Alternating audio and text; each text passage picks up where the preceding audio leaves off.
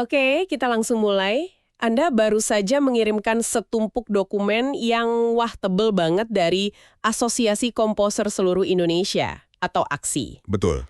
Ada naskah akademik, presentasi, bahkan matriks perbandingan pasal. Ini detail sekali. Mereka serius banget ya. Serius banget.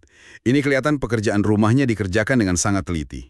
Dan setelah baca semua ini, kita jadi mikir kan, kalau kita lagi di konser besar, atau ya sekedar nongkrong di kafe, dengerin lagu favorit, pernah nggak sih kepikiran gimana pencipta lagunya itu dibayar? Ternyata prosesnya itu jauh lebih rumit dari yang kita kira. Dan disitulah masalahnya. Tepat sekali. Dan yang paling menarik dari semua dokumen bertanggal 11 November 2025 ini, bukan cuma soal teknis hukumnya loh. Oh ya? Apa tuh? Ada nuansa moral yang kental banget. Aksi itu terus terang bilang ini krisis moralitas. Buat mereka, izin itu bukan sekedar formalitas. Tapi lebih ke adab ya. Nah, itu dia. Cerminan adab. Ada mentalitas di industri yang kayak, ya yang penting bayar, izin mah gampang belakangan. Mentalitas ini yang mereka anggap merendahkan kreator. Oke, jadi jelas. Misi kita hari ini berarti mengurai 3 hal dari proposal mereka. Betul. 1. Kenapa revisi ini mendesak? 2. Apa solusi konkret yang mereka tawarkan? Dan 3. Gimana mereka mencoba antisipasi masa depan? Oke, mari kita bongkar dari akarnya dulu. Kenapa sih ini begitu mendesak buat mereka? Apa yang salah sama UU Hak Cipta kita sekarang? Kalau dari naskah mereka, kata kuncinya cuma satu dan diulang-ulang terus. Apa tuh? Multitafsir. Penyakit klasik ya? Multitafsir, tepat. Dan sumbernya itu dari satu kontradiksi yang fatal banget di dalam UU itu sendiri.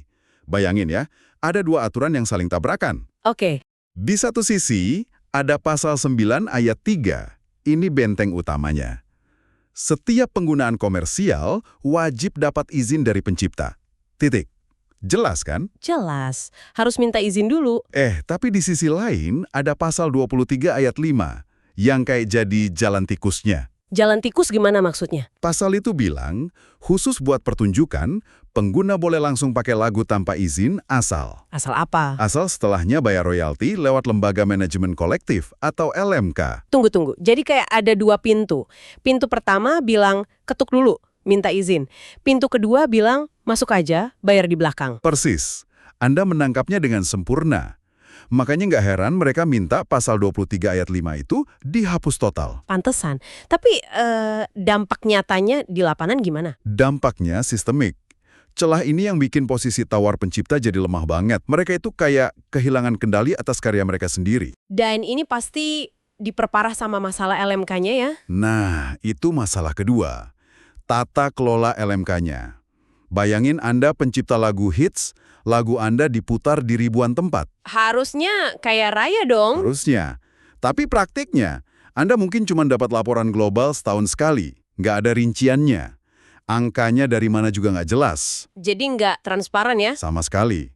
Makanya, seperti yang mereka tulis di dokumennya, persoalannya itu bukan lagi apa itu hak ekonomi, tapi kenapa hak ekonomi yang sudah jelas ini sulit banget ditegakkan. Oke, jadi ada aturan yang tabrakan dan lembaga yang kurang bisa diandalkan. Ini menarik, karena solusi yang ditawarkan aksi ini bukan cuma nambal ya. Mereka bangun sistem baru dari fondasinya. Mereka menyebutnya hybrid system. Nah, ini bagian yang paling seru. Hybrid system. Betul. Dan ini jantung dari seluruh usulan mereka. Konsepnya cerdas, karena berangkat dari premis yang sederhana. Apa tuh premisnya? Bedakan antara musik sebagai pelengkap suasana dan musik sebagai produk utama. Oke, coba kita bedah satu-satu. Pelengkap suasana itu maksudnya gimana? Itu yang mereka sebut layanan publik atau ambient use. Contohnya kafe, hotel, mall, bahkan ada tunggu telepon. Di situ kan musik cuma latar ya? Iya, bisnisnya tetap jalan walaupun nggak ada musik. Tepat. Nah, untuk kategori ini, AKSI setuju sistem yang paling pas itu blanket license. Lisensi borongan lewat LMK. Jadi pemilik usaha bayar sekali aja untuk bisa muter jutaan lagu. Praktis. Oke, itu masuk akal. Nah sekarang yang kedua, musik sebagai produk utama. Ini pasti maksudnya konser kan? Tepat sekali. Pertunjukan musik. Di konser, lagu itu bukan lagi pelengkap. Lagu itu jualan utamanya. Persis, penonton bayar tiket mahal untuk dengerin lagu-lagu itu. Seperti kata mereka, Tanpa lagu, tidak ada konser. Dan untuk yang sepenting ini, mereka menuntut sistem yang beda. Iya, mereka menuntut direct license, lisensi langsung. Artinya, Promotor atau EO konser wajib minta izin dan negosiasi langsung dengan penciptanya sebelum acara. wah, ini mengembalikan hakikat izin ke tempatnya ya, bukan di belakang, tapi di depan, sebagai bentuk hormat. Betul. Implikasinya, kata konser harus dikeluarkan dari definisi layanan publik. Karena logikanya beda banget. Ini juga memperjelas siapa yang tanggung jawab. Jadi pemilik kafe bayar lisensi blanket, promotor bayar lisensi langsung. Sederhananya begitu. Tapi di dokumen itu mereka juga bahas kasus yang agak abu-abu kan. Acara privat kayak pernikahan mewah atau acara perusahaan, itu kan gak jual tiket. Pertanyaan bagus. Dan mereka sudah antisipasi itu. Argumennya begini, oke, nggak ada tiket.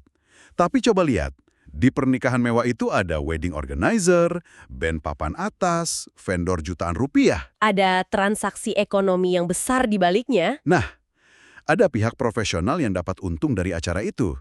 Disitulah argumennya masuk.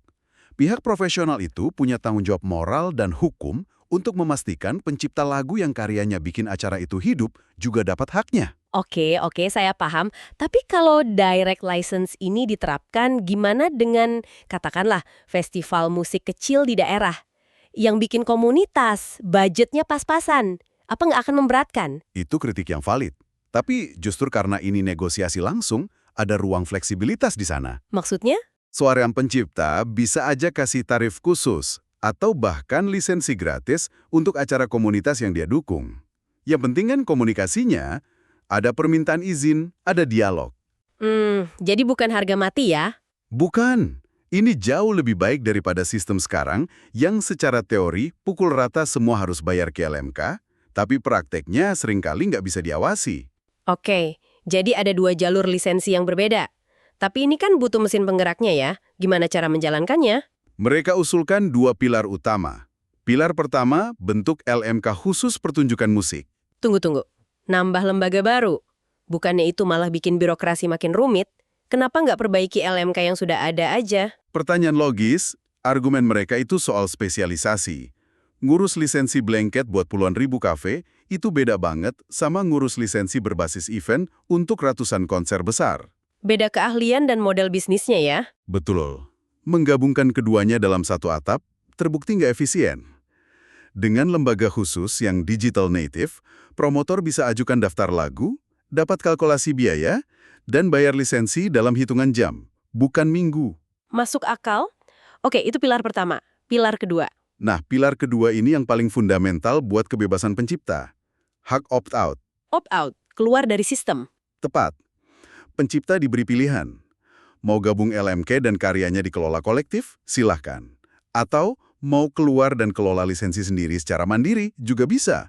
Ini mengembalikan kontrol penuh ke tangan kreator. Wah, ini revolusioner ya? Sebetulnya kalau kita lihat gambaran global, ini bukan ide baru. Di Amerika, ASCAP dan BMI sudah lama memberikan opsi ini. Di Inggris juga ada. Jadi usulan aksi ini bukan menghancurkan sistem kolektif. Tapi melengkapinya. Tepat. Melengkapinya agar lebih adil dan fleksibel. Oke, ini semua solusi untuk masalah hari ini. Tapi yang bikin saya kagum, mereka juga sudah mikirin masa depan. Sampai ke soal artificial intelligence. Tentu saja. Dan ini bagian yang paling bikin merinding, sekaligus paling penting. UU kita sekarang ini sama sekali nggak siap menghadapi AI. Ada kekosongan hukum yang besar ya? Sangat besar. Dan ini ancaman eksistensial bagi profesi pencipta lagu. Ini memunculkan pertanyaan yang mungkin Anda juga pikirkan.